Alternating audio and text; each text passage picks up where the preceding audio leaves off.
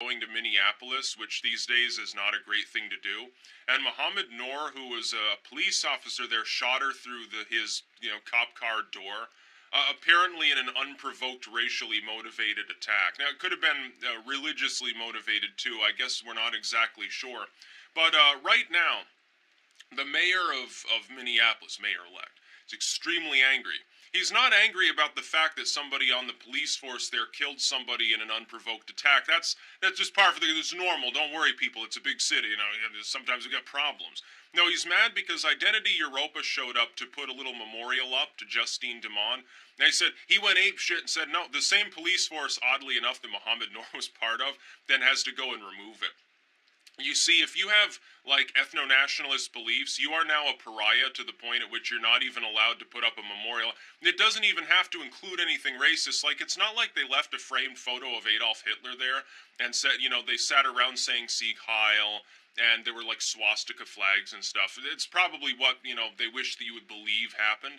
But it was just a picture of the victim, some candles, like a teddy bear and stuff, some flowers. Very normal, mundane memorial.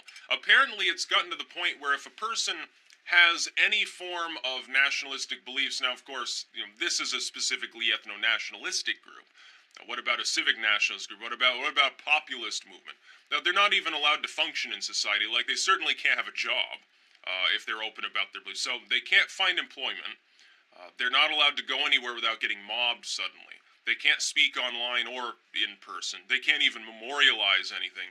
They've basically become second-class citizens within the United States, which is extremely funny to me. It's extremely funny because this is exactly what the concept of the First Amendment seeks to avoid, the creation of a group of people who are unable to function because of some belief that they have that is considered offensive, and the First Amendment specifically for offensive speech.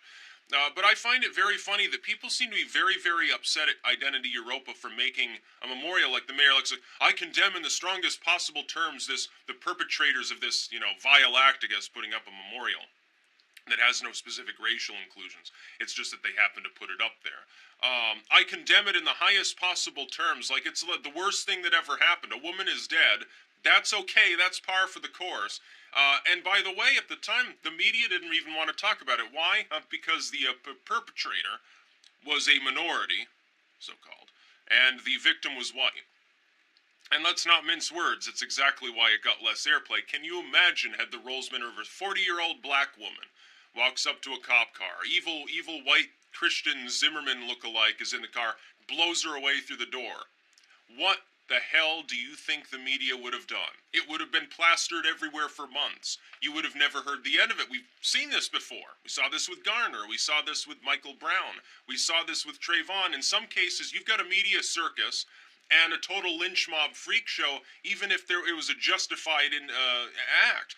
You've got one here that is probably one of the most unjustified acts possible to imagine. A completely unprovoked broad daylight attack on someone, possibly for racial reasons. Nope, everyone's mum about it because it doesn't fit the narrative.